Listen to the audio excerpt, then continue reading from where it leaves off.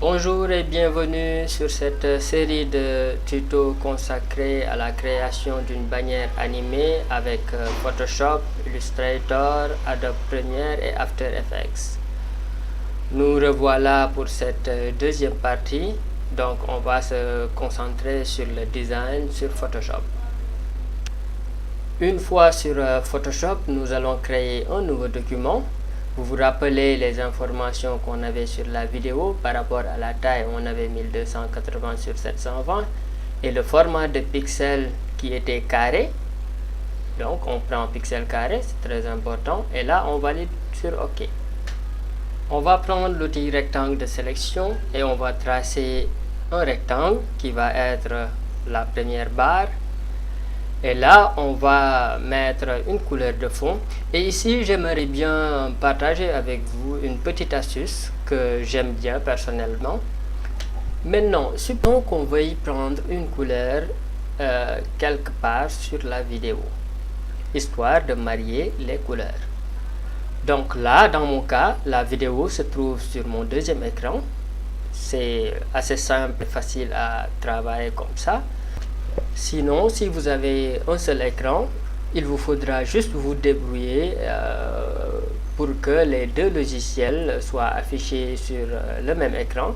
Là, par exemple, je vais afficher Adobe Premiere et à côté aussi, je vais tout simplement revenir sur Photoshop et réduire la fenêtre de Photoshop. Comme ça, j'ai Photoshop à gauche, par exemple, et j'ai Adobe Premiere à droite. Maintenant, j'ouvre le sélecteur de couleurs. Et là, si je vais en dehors, j'ai la pipette, je clique et je glisse. Très simple.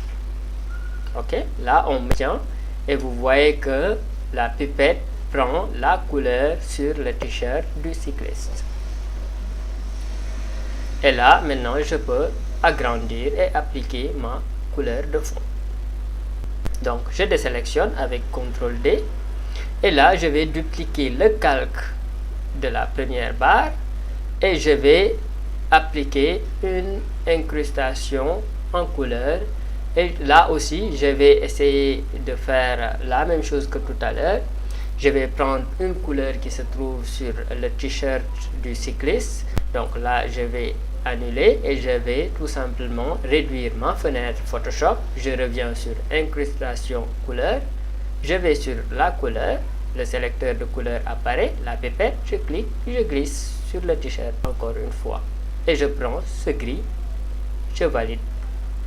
C'est pas là, ici, ok, d'abord, ok, et là, ok. J'agrandis à nouveau Photoshop et ma barre se trouve en bas, donc il suffit tout simplement de la déplacer. Avec l'outil de déplacement, j'utilise les flèches de bas avec Shift pour que ça aille un peu plus vite.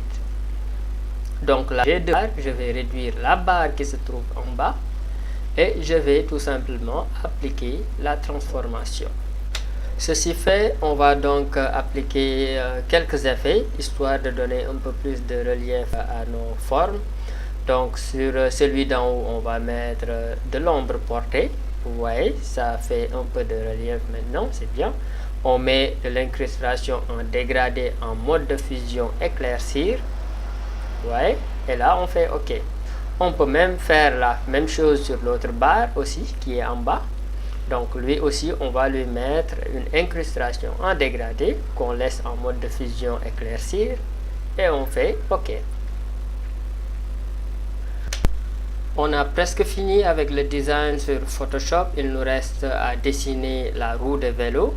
Donc ça, on va le faire sur Illustrator. Donc je vous donne rendez-vous sur la prochaine partie consacrée au dessin vectoriel dans Illustrator.